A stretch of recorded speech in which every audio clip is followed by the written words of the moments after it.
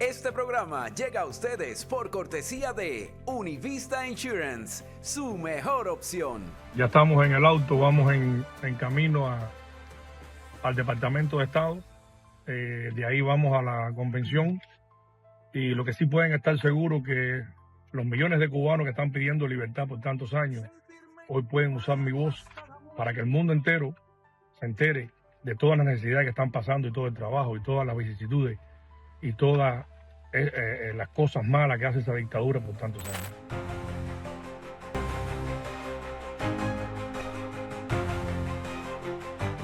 La declaración de independencia de los Estados Unidos, un día vamos a tener una declaración de independencia pero de Cuba.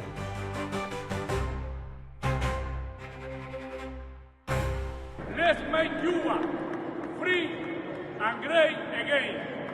God bless America and God bless Cuba. Thank you. ¿Qué tal, señores? ¿Cómo están? Pues ya lo han visto, hace apenas 2 días tuvo lugar la cena ofrecida por el presidente Donald Trump en el seno del Comité Congresional Nacional Republicano, un evento político de altísimo nivel en el que esta vez además hubo algo distinto y algo además profundamente importante, algo que nos toca porque en un momento en el que la libertad de Cuba está sobre la mesa y ya no como un sueño lejano, sino como una posibilidad que comienza a respirarse, hubo una voz que rompió todos los discursos. La voz de un cubano, la voz real, la del que huyó, la del que sufrió, la del que no olvida, porque en esa sala donde estaban congresistas, senadores y líderes con capacidad real de decisión, no habló un político. Habló un joven cubano que sobrevivió al sistema que muchos todavía intentan maquillar. Habló alguien que sabe en carne propia lo que significa escapar de una dictadura que lleva casi 70 años aplastando a su gente. Un joven que llegó a Estados Unidos sin nada. 7 personas, un perro, sueños, solo sueños, que trabajó en construcción, en almacenes, en lo que hiciera falta, días de 3 empleos, días sin descanso, días con la misma ropa del primer día, pero con una determinación intacta y el sueño de regresar algún día a una patria libre. Porque hay algo que el régimen nunca ha entendido, que al cubano no le puedes quitar todo, o le puedes quitar todo en la isla menos la capacidad de levantarse. Y ese joven de hoy es Iván Herrera, un empresario, un creador de oportunidades y un ejemplo de lo que ocurre cuando el talento deja de estar secuestrado por un sistema. Y mientras la isla está al borde de una implosión social y se vive una realidad invivible, el régimen contra las cuerdas insiste en mostrar su única cara, con una desfachatez que indigna. Después de décadas robando, expropiando, arrasando con el esfuerzo de generaciones enteras, ahora piden inversiones. Ahora llaman a esos mismos cubanos a los que les han quitado todo como si la memoria no existiera y el saqueo pudiera borrarse con un discurso conveniente. Algo que más allá del cinismo es la confesión de un modelo que fracasó y que para colmo tratan de maquillar montando su propio circo. Con la indecencia e hipocresía de quienes se prestaron además a ser payasos en esa caravana de la infamia, visitantes con bolsitas de cacahuetes en ese zoológico ideológico cuidadosamente guiados por una Cuba escenificada, autobuses con aire acondicionado, un hotel donde nunca, por supuesto, se va la luz, copas llenas, discursos preparados, mientras a poquitas calles el país real sobrevive en penumbras y una madre muere porque no ha podido conservar la insulina. Un decorado tan burdo que insulta a la inteligencia y sobre todo a la dignidad de un pueblo. Y para colmo, para narrar esta ficción, un panfleto disfrazado de entrevista de un Rasputín bolivariano con olor a manchego, como Pablo Iglesias, convertido en comentarista de una realidad que jamás ha tenido que padecer. Y además un turista ideológico con micrófono muy cómodo al relato, pero ajeno al hambre, a la represión y al miedo. Y del otro lado un Díaz-Canel, que solo administra ruinas y represión, pero hay algo que no pueden controlar, que son las historias reales, como la de Iván, ese niño que creció sin libertad, pero que jamás dejó de soñarla.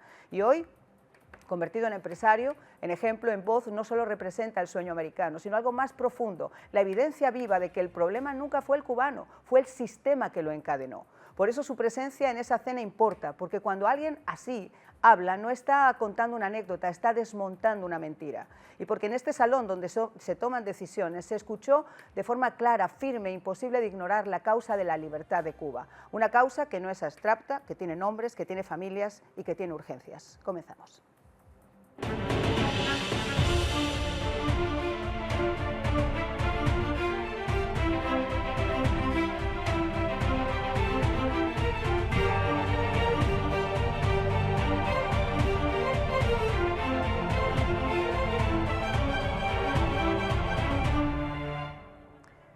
Bueno, señores, pues no saben de verdad, después de esta introducción, el placer que me da tener a Iván Herrera con nosotros, no solamente como empresario, no solamente como CEO de Univista, sino como ese cubano que ha logrado llevar la voz de Cuba a un evento tan importante. Gracias por estar con nosotros. Gracias a ti. No creo que haya existido una introducción para el tema de Cuba y que lo haya puesto también como los últimos tiempos se merecen, como lo que tú acabas de hacer. Gracias, Iván. Cuéntame cómo fue la experiencia. Primero, cómo fue esa llamada, cómo fue esa preparación, porque esto realmente es algo histórico, es importante.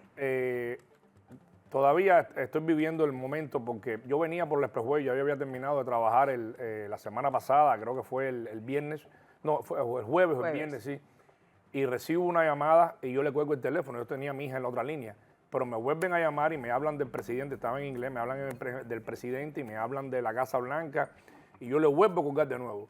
Pero después me vuelven a llamar y me dijo, mira, this is serious, don't hang me up. Entonces, yo estaba con Iván, le dije, Iván, te voy a poner, me hace falta que participes en esta llamada porque me están diciendo, yo no sé si esto es un, yo tengo muchos amigos que son muy graciosos. Un meme, también, un chiste. Sí. Y entonces, como ellos saben, mi amor por Cuba, yo dije, esto tiene que ser ellos. Pero no, la muchacha me llamó y me dijo, mira, fuiste seleccionado para contar tu historia delante de la National Republican Committee Convention y te queremos ahí. Y entonces le hice 2 preguntas, me dijeron, si estás de acuerdo, te vamos a ir informando por email. Y entonces Ivania ya tomó las riendas de organizar aquello y entonces empezaron a enviarnos email poco a poco de cómo debía ser. Por temas de seguridad nos fueron dando poquito a poco dónde iba a ser, cómo iba a ser, a la hora que iba a ser, las personas que iban a estar ahí. Entonces cuando yo me enteré, y es poco común que 2 cubanos de diferentes generaciones hayamos estado ahí hablando en ese momento. Una fue Remedios, que debería haber estado aquí hoy, pero la pobre tenía... La querida Remedios Díaz Oliver. Sí, y Remedios, yo la llamé, yo conozco a Remedios hace muchos años, y le dije, Remedios, si te quieres ir conmigo, ¿sabes? Remedios está avanzada edad, aunque está el espíritu es intacto. Y tremendo speech que dio también, y entonces se fue su familia conmigo también y con mi familia, y fuimos allá. Ella, al siguiente día, nosotros teníamos hasta las 3 de la tarde para hacer lo que quisiéramos en Washington. Yo visité el Departamento de Estado, ella visitó el Congreso a varios congresistas. Los 2 fuimos con las mismas misiones. Tenemos muchas cosas que hablamos ahí, tanto en el Departamento de Estado como en el Congreso. Y nosotros confirmamos y salimos muy alentados después en la noche. La noche de la cena llegamos, caminamos al lugar, nos ponían una cosa redonda aquí, como una medalla para identificarnos. Había algunas con colores. Hubo personas muy importantes ahí en la cena. Claro. Cada uno de los congresistas estaba en las esquinas de las mesas. Y entonces lo primero que hicimos fue una mesa redonda entre alrededor de 10 personas con el chairman. Me imaginé que ibas a estar con Mike Johnson. No, era Richard Hudson. Hudson. Tremendo, es un tipazo de verdad, tiene un conocimiento tremendo del tema de Cuba.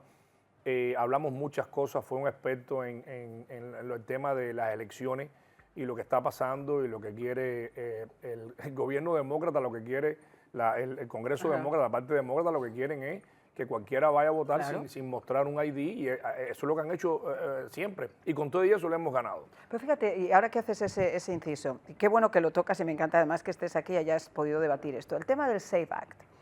Yo digo que en cualquier país del mundo, Iván, desde Burundi hasta la Conchinchina, la gente para poder votar necesita una identificación, necesita ser ciudadano. Tú imagínate que mañana te digan 7 vuelos de Irán, 7 vuelos de Rusia, 7 vuelos de China, colegio electoral cualquiera, y a votar todos por las decisiones de Estados Unidos. Si eso sucede, apague y vamos, porque este país lo van a acabar. Este país, si ellos aprueban, y yo les voy a decir, y ojalá me esté oyendo algún demócrata, si destruyen este país, ¿a dónde ustedes y su familia van a ir? Se ve bien que ustedes no han vivido en otra parte o que quieren traer la pudrición de otra parte para los que han vivido en otros lugares por ahí, pero aquí no hay otro lugar para donde irse. Aquí yo no me veo viviendo en otro lugar. Yo he recorrido el mundo entero y yo no me veo viviendo en otro lugar con mi familia. Pero te voy a dar más una mala noticia. 89.3% de los americanos, republicanos, independientes, demócratas, están pidiéndole a las personas que ellos colocan allí, a sus representantes, que aprueben esta ley. Es decir, todos están de acuerdo en esa identificación para poder votar. 89.3% del pueblo americano. Entonces la pregunta que nos hacemos es, cuando nosotros escogemos a alguien, y pues hay que tener pilas cuando tenemos que depositar nuestro voto en noviembre, ¿a quién representa esa gente, Iván? Exactamente. Yo creo que nosotros no nos equivocamos en los representantes que tenemos ahí. María Elvira está haciendo un gran trabajo, Jiménez, y están muy preocupados, y están muy informados todos los días. Y todos los días ellos traen el tema de Cuba al Congreso y a todas las instancias. Y el principal, el más importante, el que está haciendo una labor tremenda, que de verdad, Marco Rubio. Claro. Marco Rubio se ha levantado, el hombre ha hecho una cosa por Cuba increíble y yo creo y estoy seguro de que vamos a tener una Cuba libre. Y todo va a venir de la mano de Marco Rubio, del secretario de Estado Marco Rubio. Fíjate, yo llevo 30 años acá y lo repito continuamente, tanto en la radio como acá, nunca jamás había visto ese de ya viene llegando de Willy tan cerca.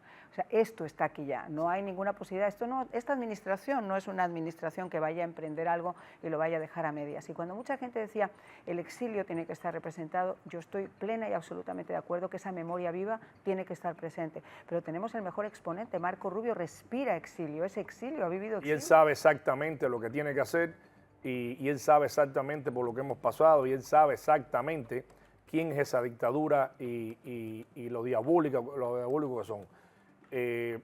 Yo te voy a decir, y yo quisiera hablarle al pueblo, pero también quisiera utilizar tu programa y tus cámaras para decirle a esas personas que están hoy defendiendo lo ilógico, lo indefendible, que cuando vayan a escribir o vayan a emitir un comentario, ustedes saben bien, porque ustedes lo están viviendo, y si estás defendiendo al régimen por unos centavos o por conveniencia o por lo que sea, tú sabes que lo estás haciendo mal. No trates de echarle la culpa a un bloqueo que no existe, de la falta de medicina, de la falta de educación, de la falta de vivienda, de la falta de hospitales, de la falta de salud, de todo lo que existe malo en Cuba, porque eso es única responsabilidad de la dictadura de los Castro. Y cuando ellos tomaron el país, inclusive con todos los problemas que habían y todo, y teniendo una guerra dentro del país, tomaron un país próspero, tomaron un país que los carros se estrenaban primero en La Habana. Todos los grandes inventos y todas las grandes invenciones que hizo el mundo, las tenía La Habana primero que todo el mundo. Fidel escogió ser la vergüenza por enriquecer a su familia y enriquecerse ellos. Llevan muchos años, casi 30 años, robando dinero. El Cangrejo lleva aviones con dinero cash, lo lleva a Panamá. Luxemburgo. Está llevando, sí, y a Panamá también. Por favor, ya todo lo que se llevaron no podemos hacer nada. Ya dejen al pueblo vivir en paz. Dejen al pueblo vivir en paz. Y con respecto a las entrevistas que está dando Díaz-Canel, eso da pena. Eso quería que escucháramos. Si te parece, vamos a escuchar algunas cosas y me das tu opinión sobre ellas, porque yo ya me explayé a gusto. Vamos a ver primero qué dijo Díaz-Canel a ese comunicador de su propio ego, ese Rasputín bolivariano con olor a manchego, como yo le bauticé hace algún tiempo, que se hizo viral en España, de Pablo Iglesias. Porque hace falta tener cara de palo para decir cosas como esta. En las cosas que estamos haciendo electroenergéticamente también está el concepto de la movilidad eléctrica. Hemos ido también a la movilidad eléctrica para depender. Entonces, por ejemplo, aquí estamos ensamblando un tipo de... Esto que hay muchas motos. Muchas motos y triciclos eléctricos. Bueno, el triciclo eléctrico de que ensamblamos venía con un diseño. Ya hay una multitud de diseños porque la gente va a adaptar el triciclo eléctrico. Entonces tenemos triciclos eléctricos para transportar pasajeros en las ciudades. Tenemos triciclos eléctricos que los han convertido en furgones para poder transportar mercancías. Tenemos triciclos eléctricos que la gente los han dedicado ya con un poco más de confort, por ejemplo, para ayudar a los pacientes que necesitan hemodiálisis, que tienen que transportarse sistemáticamente para recibir un servicio tan complejo. Han hecho adaptaciones de triciclo incluso para los servicios fúnebres. Bueno, ¿qué te puedo decir? Yo ya dije que yo le ponía un petardito en el trasero para que se transportaran a gusto, pero fuera de la isla. Es penoso lo que está pasando. Triciclos. Este adefesio español, le voy a refrescar la memoria porque él salió de España, él tiene que estar en España. Tú sabes el tráfico que hay en España, lo moderno, que son todos los automóviles, las motocicletas y todo lo que hay en España. Yo he estado muchas veces ahí, un país precioso, tu país, tu patria, y la madre patria para muchos cubanos también. Le puedo decir que es una pena que 70 años después ustedes estén hablando de triciclo, ustedes estén hablando de estas cosas, cuando en Cuba los carros se estrenaban. En este viaje yo me fui con Lilian Machado, la viuda de Gos Machado, y Gos Machado me dijo a mí en persona cuando vivía, que en paz descanse, me dijo: Iván, yo llevaba a estrenar, me los pedían los empresarios de Cuba, me pedían los autos antes que los rodaran aquí, yo los rodaba en el malecón. Entonces, ¿de qué estamos hablando 70 años después? Es una cosa que va backward, una cosa que va en retroceso y cada vez más. Ustedes no han hecho ningún avance. Y este adefesio, y es una vergüenza que sea español, que es tu patria, este adefesio que viene aquí a exportar la revolución. Les voy a decir algo. Fidel, y siempre lo he dicho, fue el tipo que mejor usó a los influencers en su vida. Cuando no existía Internet, cuando no existía Instagram, cuando no existía TikTok, cuando no existía Facebook y cuando no existía ninguna red social, Fidel llevó a Cuba a Ted Turner de la CNN, lo enamoró de Cuba para que la fuera a exportar por todo el mundo. Llevó a muchos artistas y escritores, a Gabriel García Márquez, para después grabarlo con muchachas, con jovencitas, y después blackmail para después chantajearlo. Y así lo hizo con Maradona, con muchos deportistas, con muchas personalidades de Hollywood, y así lo fue haciendo poco a poco para que le ayudaran a exportar su revolución, para que se enamoraran, y él, y la suerte que ya está muerto. Si estuviera vivo Fidel, otra cosa sería, y para mal, porque Fidel fue el tipo que exportó las revoluciones de izquierda o los movimientos de izquierda por toda América Latina y la pudrió. De ahí han salido todas estas cosas que, gracias a Dios, estamos limpiando el continente. De ahí salió, imagínate que él tomó el poder en el año 59, en el 64 fundó la FARC en Colombia. Entonces así ha sido con todos los movimientos. En El Salvador, que un día el presidente Flores lo puso en su lugar también. ¿Cuántos muertos no han existido por causa del cerebro de esta serpiente que salió de Cuba un día y que ya está moribunda? Pero la suerte es que en Cuba hoy no hay ningún líder. Ustedes saben quiénes son los líderes de Cuba. No hay ni de un bando ni del otro, porque el que haya estado en el lugar contrario como de opositor de aquel régimen, o lo ponen preso o lo mandan al destierro, como está José Daniel Ferrer aquí, como hay muchas personas que lo han dejado enfermo, vienen para acá para el destierro y lo tratan de desacreditar todos los días. Y el otro está metido en una cárcel en Cuba, que tratan también con lo que han hecho con Bisset y con todo el mundo que lo han tratado de hacer. Ahora, ustedes saben dónde están las voces que se pueden levantar: en los artistas, en los reggaetoneros, en los cantantes, que le debería dar pena a Silvio Rodríguez a estas alturas de tratar de tapar el sol con un dedo. No ha tenido vergüenza nunca. No, pero es que ya esto no es conveniencia. Eso va a suceder. A ti nadie te quiere arrastrar, como tú has dicho. A ti nadie quiere machucarte tu boca ni machucarte tus manos. A ti lo que nosotros queremos es que tú uses tu voz para abogar por el pueblo de Cuba, que ya dejes la dictadura atrás, que ya dejes todo eso y que alces tu voz por el pueblo de Cuba, que es lo que ese pueblo necesita, al igual que todas esas personas que son cantantes y que representan al régimen de una forma u otra, que lo hagan, que eso ya está en las últimas, eso está agonizando y nosotros tenemos que darle ese empujón para que eso suceda. Fíjate qué bueno que has tocado, porque si algo hizo Fidel Castro, y la gente no entiende esto, y me encanta que lo hayas podido poner en contexto, es desde la creación del Grupo de Sao Paulo, con Lula da Silva, con el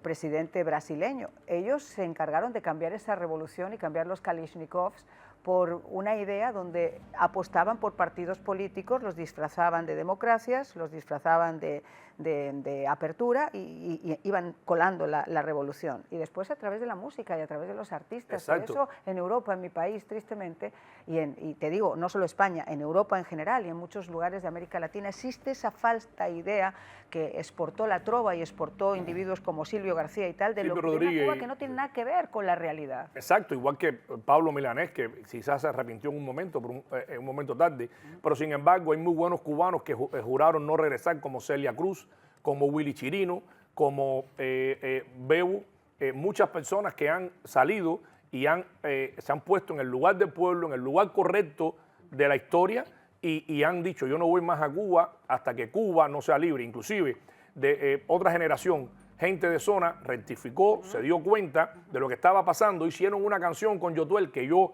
gracias a Dios, fui parte de esa canción, y eso fue peor que una invasión. Hoy, Patria y Vida es un himno para todas esas personas que quieren la libertad de Cuba. Y que traspasa yo creo que así lo está haciendo también hoy el Chacal y todas estas personas que están aquí y que hace falta que se unan.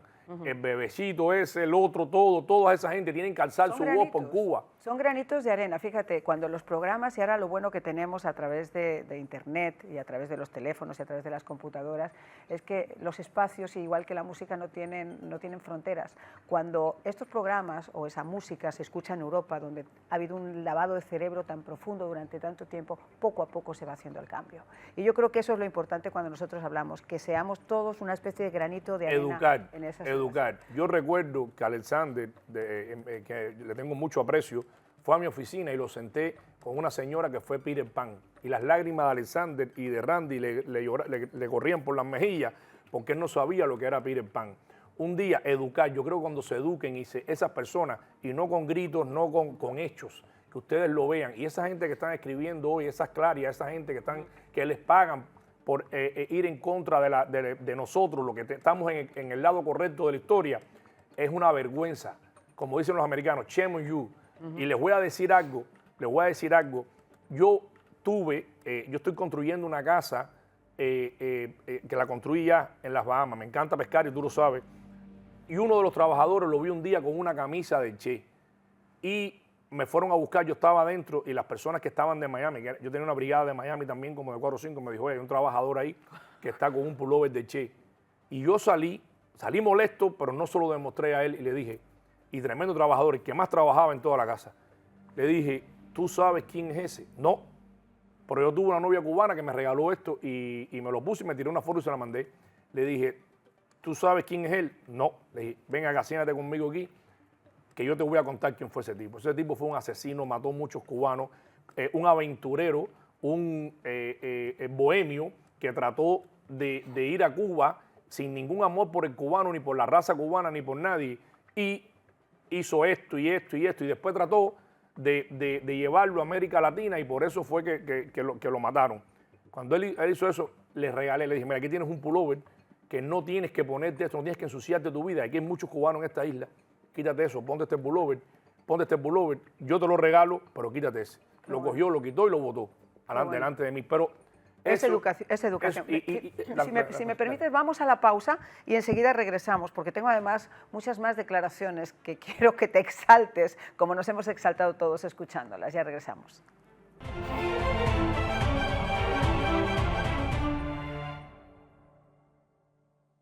Miami despierta, y donde hay retos, también hay quien te protege. Después de un alza histórica en los seguros en los últimos años, asegurar un auto se convirtió en un reto.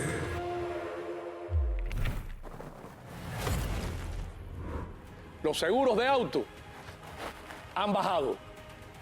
Nuestro trabajo es asegurarlos, porque Univista Insurance trabaja para usted. Univista Insurance, protegiendo Miami, protegiéndote a ti. Sí. Bueno, señores, seguimos con esta interesante entrevista a Iván Herrera. Yo decía que no solamente como un empresario exitoso, sino obviamente como una persona que tuvo el privilegio y para nosotros el honor de hablar en esa cena presidencial del Comité Nacional Republicano y llevando la voz de Cuba. Yo te decía que te iba a hacer exaltarte, porque es difícil no exaltarse cuando uno escucha estas cosas, pero quiero pedirles a mis compañeros que recordemos un poco las declaraciones de, nuevamente, ese cara de palo de Pablo Iglesias, asomado a esa maravillosa ventana del único hotel en toda la isla que tenía luz. Está amaneciendo aquí en La Habana. Llegamos anoche, un una primera delegación procedente de Madrid. En el vuelo venía Jeremy Corbyn, venían compañeros de Podemos como Javier Serna, como María Teresa Pérez, venía Gerardo Pisarello de los Comunes, venían compañeros de H. Bildu, otros internacionales. Nada más llegar tuvimos una primera reunión con compañeros del Partido Comunista que nos estuvieron contando la situación, que es ciertamente difícil, pero tampoco como se está presentando desde fuera. Nos explicaron las dificultades que implica la falta de combustible, pero al mismo tiempo pues la aceleración en la transición energética que se está produciendo en Cuba. Con los equipos fotovoltaicos ya funcionan muchas motocicletas eléctricas, digamos que demuestran una enorme capacidad de resiliencia. Muy interesante todo lo que nos contaron. Me llamó mucho la atención que todo el mundo conocía Canal Red. Mira, yo ya dije lo que tenía que decir, pero estoy esperando que me digas tú qué opinas. Yo me tomé la pastilla para la presión, menos mal, porque estas cosas son... primero vamos a empezar cómo él llegó a ese hotel donde los cubanos ninguno puede ir. Cómo él está dentro de esa habitación de un hotel y él pudo amanecer en un hotel cuando ningún cubano puede ir con lo que gana. Mis padres eran médicos, mi papá ganaba, hubo una época en el año 91, 92, que el dólar estaba a $120 y mi papá ganaba $450 siendo profesor de la universidad y siendo especialista y jefe de medicina dentro del hospital que él estaba. Entonces, ¿cómo tú me vas a explicar a mí que lo que pasa es que siendo cachorro de Maduro y teniendo financiación, yo no sé qué van a hacer ahora y a quién le van, a qué gobierno de izquierda le van a pedir dinero? Todavía quedan... Ya le han pedido a Irán, pero ahora hay investigaciones y yo creo que se están en una situación muy compleja. Sí, yo creo que tú, Pedro, tú mismo te vas a meter en problemas. Yo creo que tú y tu banda de... Podemitas. No quisiera usar las palabras que yo uso porque de verdad no quisiera que nadie después me dijera, Iván, fuiste muy duro, Iván, pero ese es el Iván que ustedes conocen y yo no creo que ustedes tengan ni moral ni derecho ninguno a llegar a un país y mucho menos a encontrarte con una persona que lo pusieron ahí, que ni presidente es, para hacerle una entrevista, para seguir adoctrinando al pueblo. Ya el pueblo no te cree. Por supuesto que si le tratan de darle esperanza, el cubano hoy se agarra hasta de un clavo caliente para poder sobrevivir y para levantarse todos los días. Y yo lo veo en los comentarios que hacen. Esto es urgencia, intervención. Ellos no les importa quién esté en Cuba, mientras tanto ellos puedan tener una vida digna. Totalmente. Una vida digna. Y ustedes no se la han podido dar por 70 años. ¿Qué les hace pensar que ustedes van a seguir engañando al cubano? ¿Qué les hace pensar que ustedes van a seguir engañando al cubano como lo han hecho por todos estos años? Ya Fidel no está vivo. Fidel, desgraciadamente, era muy inteligente y jugó con todo el mundo, inclusive maquiavélico, inclusive con todo el diseño de la arquitectura de los movimientos de izquierda en todos los países y los gobiernos. Ahí participó Fidel. Pero ustedes no son lo mismo, y menos Díaz Canel. Entonces, además hay otra cosa, fíjate, viene de un personaje que consiguió ser vicepresidente del gobierno de un presidente que a golpe de traición logró sentar sus posaderas en el Palacio de la Moncloa. Pero además viene un personaje que tuvimos que sacarlo del país porque desde esa base popular que tú estás diciendo, muy similar a la de Fidel, etcétera, con su pisito en Vallecas empezó a proyectarse, tardó minuto y medio en comprarse un chalet en Galapagar de varios millones de euros. Pero Marian, eso es típico de la izquierda. Claro.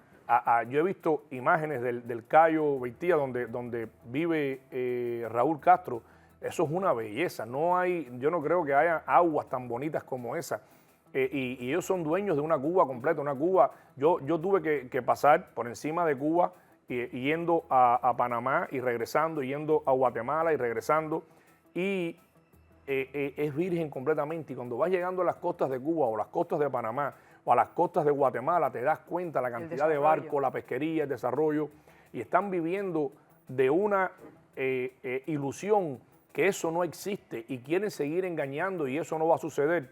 Ahora, desgraciadamente, hay un gobierno de izquierda en España. Yo creo que eso tiene que cambiar y va a cambiar. Ojalá, falta de respeto, falta de principio. El otro día vi que no le dio ni la mano a un presidente. Es increíble cómo se creen.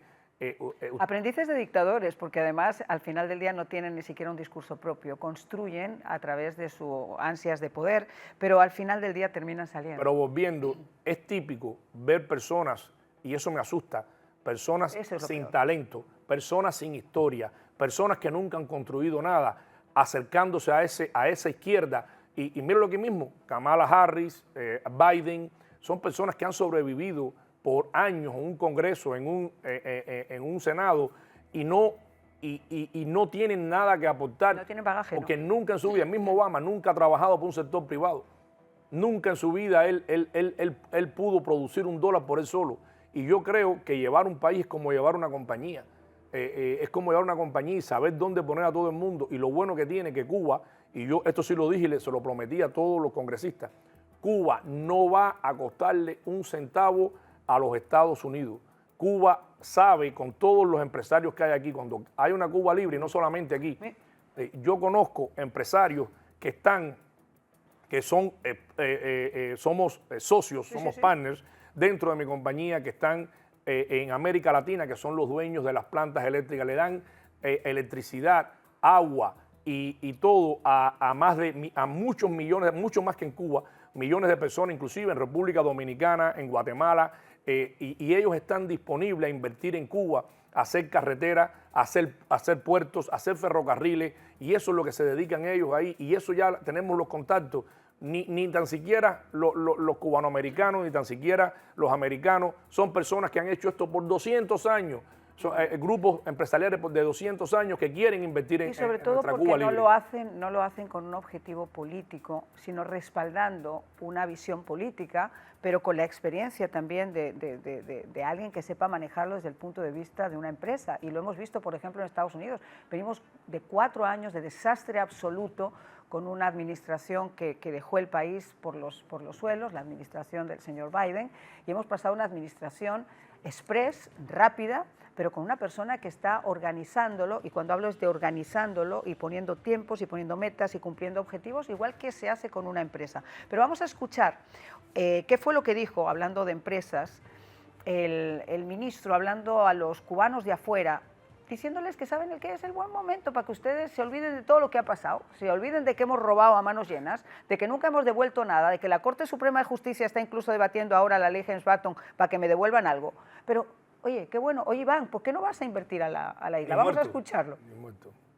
Y ahora, esta novedad consiste en la posibilidad de que esas entidades donde participan cubanos residentes en el exterior, en otros países, se asocien con empresas privadas en Cuba. Se establecen diferentes modalidades para que, según el alcance del negocio, se pueda participar de manera integral por parte de la comunidad cubana en las diferentes áreas de desarrollo del país.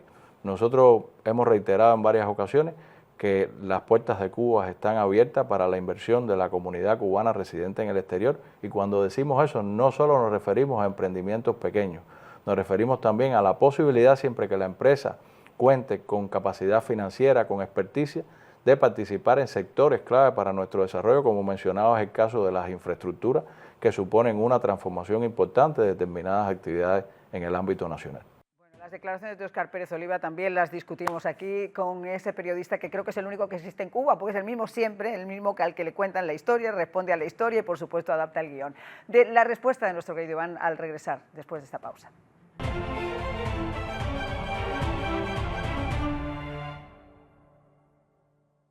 Quiero confesarle primero que estoy preocupado, creo que voy a tener que abrir 2 o 3 oficinas más por la cantidad de pacientes que están viniendo con los especiales que tenemos en estos meses del diseño de sonrisas.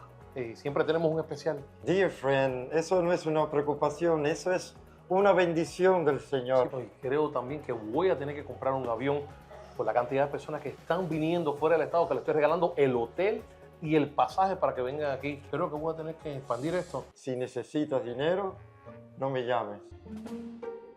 ¿Pero alguien ha visto que voy a buscar?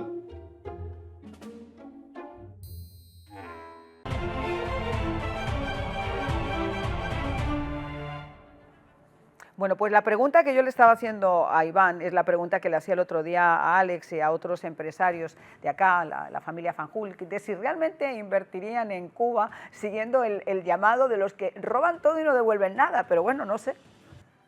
Yo creo que con este personaje que acaban de traer, están tratando de traer una cara fresca, una imagen fresca, aunque un poco parecido a un simio. No solamente es la imagen, es también los pensamientos. Si él piensa de que las personas que estamos aquí en un exilio, que ellos nos maltrataron, que tuvimos que huir, que tenemos una historia, tengo familias mías perdidas en el mar, muertos en el mar, donde una niña yo tuve que criarla por culpa de se perdió su padre médico, que no tenía otra escapatoria que no fuera por el mar. Si piensan de que vamos a olvidar y no vamos a tener memoria, de que por lo menos vamos a tener dignidad, aunque se nos quiera olvidar, vamos a tener dignidad. Y yo no creo que haya alguien en el exilio que se atreva a invertir. Y no solamente vamos a pensar que hay alguien que no tenga escrúpulos y lo quiera hacer. Los hay, porque mira, cuando fue Obama para el deshielo, yo me choqué en el avión que me tocó viajar a Cuba con varios de ellos. Sí, pero de todas maneras lo van a perder porque esa gente, los que sí se les olvidan que no pagan son ellos. Se les olvida pagar, no lo van a hacer y como empresario, ¿qué sentido tiene? Y ustedes saben bien lo que cuesta construir una empresa. ¿Cuántos años? En Univista yo estuve perdiendo dinero los 3 o 4 primeros años. Estamos construyendo Univida, estamos construyendo parte de real estate y hay que tener... hay que aguantar presión, claro, hay que saber, sacrificio. porque todo el mundo te dice, todo lo que tocas se convierte en oro. Pero esa es la frase que peor me cae a mí en mi vida, porque detrás de ese toque, de todo lo de atrás. no, hay tantas horas quitadas a mi familia, hay tantas horas trabajando, hay tantas horas levantándote de madrugada porque tú no sabes si algo va a dar resultado o no. Y aparte de eso, también lidiar con traiciones, lidiar con cosas injustas, lidiar con muchas cosas, envidias, inclusive de la misma familia. Ustedes no saben, muchas veces no saben, sí, lo que ven es la punta del iceberg, pero para abajo hay millas enteras de trabajo, horas sin dormir, de muchas cosas que ustedes no lo saben. Entonces, ¿qué sentido tiene tratar de ir a construir algo ahí para cuando lo dejes produciendo te lo vengan a quitar? Vamos a escuchar qué fue lo que dijo Marco Rubio, porque cuando estamos llegando a este punto, Iván, donde por fin se perfila, como tú muy bien estabas indicando y como muy bien indicaste también en Washington, la oportunidad de acariciar esa libertad, esta no es una administración ni este es un secretario de Estado que se vaya a quedar en la mitad. Vamos a escuchar qué dijo. Really focused on this, but we're dealing with Cuba. Marco, do you want to say a couple of words about it? Yeah, I mean, Cuba has an economy that doesn't work and a political and governmental system that can't fix it. So they have to change dramatically. What they announced yesterday is not dramatic enough. It's not going to fix it. So they've got some big decisions to make over there. Mira, y esto viene a colación, además, eso que decía, porque el New York Times hizo una información asegurando, por supuesto, una información que no contaba con ninguna fuente fidedigna, que decía que todos los males de Cuba pasaban por sacar a Díaz-Canel, cuando todo el mundo sabe que Díaz-Canel es simplemente un pelele, es un rostro reciclado, que no tiene nada que ver con las decisiones que tome Washington de apartar el castrismo para dar paso a esa libertad. Mira, yo creo que Díaz-Canel es un chivo expiatorio que han puesto ahí para quitarlo cuando ellos piensen que van a quitarlo, y ahora lo querían hacer porque pensaron que esos son influencias que tienen la izquierda y los lobistas que están tratando de hacer eso. Yo estoy seguro que Marco no va a hacer eso. Claro que no. Marco no va a hacer eso. Cuando yo hablé con Remedio, cuando yo estaba hablando con Remedio, Remedio me dijo, Marco no nos va a hacer eso. Y el secretario de Estado, esto que él acaba de decir, yo lo podía haber dicho cuando yo salí en el año 1996. En su persona se ve más claro en estas alturas la posición que él tiene y todo, lo que él está diciendo. Pero eso está pasando hace 70 años. Exactamente, es un sistema fallido que mientras tú tienes cómo mantenerte y mientras tú no produzcas, pero tienes a alguien dándote dinero como se lo dio la Unión Soviética, como se lo dio Venezuela, como ellos saquearon África, como han saqueado muchos países del mundo, es fácil estar en el poder. Claro. Ahora, traten de producir. ¿Por qué no lo hicieron? Si ustedes tenían en sus manos la posibilidad de que fueran el orgullo del mundo, esa producción de carne que Fidel prometió, esa producción de azúcar que Fidel prometió, esos hoteles, ese turismo, no lo usaron solamente para enriquecerse ustedes. Ahora, todo ese dinero que tienen regado en el mundo entero, les voy a decir algo, si hacen una extracción de ustedes, van a tener que declarar dónde está y se lo van a quitar. O lo traen y tratan de resolver el problema, por lo menos momentáneo, o van a venir a hacerle compañía a Maduro, y cada vez se le pone más fea la cosa a Maduro dentro de una cárcel en Nueva York. Y yo, que bueno, se le está poniendo complicadísima. Imagínate con lo que pasó en el día de ayer la defensa, que ahora puede acabar como preso común y encima además con un abogado de oficio. O sea, y el hijo también, y el hijo también. El hijo está de momento libre en Venezuela, pero no te quepa la menor duda que si algo va a negociar la Fiscalía Maduro, va a ser la posibilidad de que su hijo pueda salir a esa Turquía que le ofrecieron y no aceptó, porque vengan americanos, vengan y mira dónde está. Exactamente. Vamos a escuchar ahora, si les parece también un poco, qué fue lo que dijo Díaz-Canel, porque a todo esto que estamos hablando, en un principio con cara muy compugnida, él tuvo que asegurar lo que todos sabíamos, que había conversaciones, que había negociaciones, acuerdos, como cada uno lo quiera llamar, pero que existían. Y después lo único que dijo es que tendría que aguantar, que ellos iban a estar dispuestos a aguantar todo lo que fuera para salvar su reinvolución. Vamos a escucharlo. Estamos dispuestos, y te lo digo con la convicción profunda que tengo, que la he compartido con mi familia, de que nosotros damos la vida por la revolución. Iván, Okay. te quiero ceder porque te digo, yo ya me explayé a gusto. Hay que hasta tiene una voz de agonía. Él está agonizando, ha perdido libras, él está que no sabe lo que hacer. Pero te voy a decir una cosa, si tú quieres en el último momento dar la vida por algo justo, trata de exponer. De todas formas, tu vida no vale mucho donde tú estás en la posición que estás. Trata de exponer ahora mismo a la dictadura y a esas personas que tienen los hilos de tu vida. Exponlos. Esa es la única manera que tú puedes salvarte, porque te han puesto ahí tú a comodidad, a pleno conocimiento de lo que estás haciendo, aceptaste el cargo, tú has reprimido, tú has dado una orden de combate, tú has estado frente a una dictadura que ninguno de ellos quiso hacerlo, tú crees que estás ahí por mérito, tú no tienes ni un solo mérito, pero te digo, te invito a un debate, yo no soy un gran orador, pero yo hablo de corazón y con la verdad en la mano. Tú mentir no te queda bien, te invito y te puedo dar mi número, mi información, cualquiera de las personas que estén alrededor tuyo. Las que están aquí también, que ya han pasado información toda la que quieren. Pueden contactarme y te invito, y vamos a publicarlo, a un debate tú y yo, y te voy a decir, hasta un duelo te invito, pero si yo pierdo la vida, deja tranquilo al pueblo de Cuba. Es lo que vamos a hacer. El tema es que cuando tú tienes personajes así, yo los defino siempre, estos son chihuahuas vestidos de Doberman, pero que cuando están solos después ocurre como lo que ocurrió con Maduro, vengan americanos, vengan, y ahora Happy New Year y a ver qué es lo que podemos llegar a pasar. Ahora sí quisiera que habláramos un poquito de cuál es tu intención, cuál fue tu objetivo cuando escribiste lo que escribiste para decirle a esos congresistas y senadores en Washington. ¿Qué sientes por Cuba más allá de lo que hemos ido conociendo en esta? ¿Qué estarías dispuesto realmente a hacer? Mira, Marian, ellos me pidieron que yo hiciera mi historia empresarial en los Estados Unidos. Ellos nunca me pidieron que yo hiciera nada por Cuba. Ellos querían ver el ejemplo mío y ponerlo como un exiliado que llegó aquí, que yo bien podía haber hecho la historia sin yo tocar Cuba. A mí no me hace falta hacer esto ni para lucrar, y que quede claro, no necesito hacer esto para ganar dinero, yo sé ganármelo yo mismo. Lo has demostrado. No necesito exposición, no necesito tener protagonismo, porque soy el protagonista de una casa y una familia donde todo el mundo estamos juntos, y eso es lo más grande que yo pueda tener, el tesoro más grande que puedo tener. Le puedo mirar la cara a todo el mundo, y el que no me pueda mirar la cara a mí es por culpa de ellos, no por culpa mía.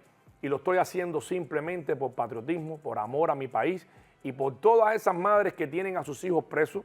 Mi abuelo estuvo preso 12 años y un compromiso que yo tengo con Cuba, con mi patria. Fui un joven que lo único que yo tenía para ilusionarme, para pensar en un futuro, no era ni tan siquiera una carrera, ni tan siquiera crear una familia, era escaparme del país, y lo logré hacer. Y para que toda esa gente que han tenido que salir un día regresen a ser exitosos en la Cuba de nosotros. Y todas estas personas que hemos construido, porque la mayoría de los developers, de los desarrolladores, de los urbanizadores que están en Miami, los conozco, la mayoría son cubanos y con un mérito tremendo. Conozco a muchas generaciones de aquí que me quito el sombrero y les doy mi respeto por tanto, todavía como Tony Costa, como muchas personas que todavía no muere la esperanza como remedio de ver una Cuba libre, y después de 60 y pico de años en el exilio quieren ver, y ya ellos no necesitan, son personas muy exitosas que llevan muchos años en el exilio, que lo que quieren ver es una Cuba libre. Exactamente, Yo no busco protagonismo, yo no busco nada, ni busco tampoco una posición. Si Dios pone mi persona y mi voz, como la está poniendo ahora, a favor de todos los millones de cubanos que no la tienen, que no tienen libertad para decirlo, que la use, que la use. Y eso es lo importante, Iván. Vamos a ir a una pausa y regresamos ya con esa conclusión, porque creo que eso define todo. En muchas ocasiones en la vida las causas no necesitan políticos, necesitan corazón. Ya regresamos.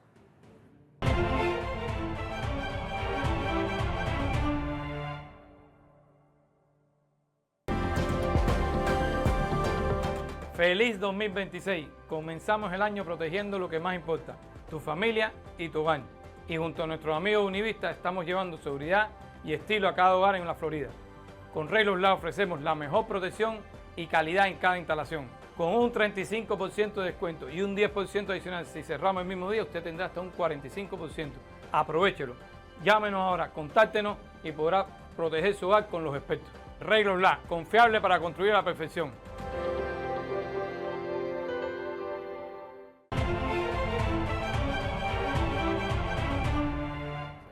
Bueno, señores, ya en el final del programa quiero darte la palabra porque obviamente podríamos hablar de conclusiones y alargarnos mucho, pero quiero que me des tu conclusión, Iván.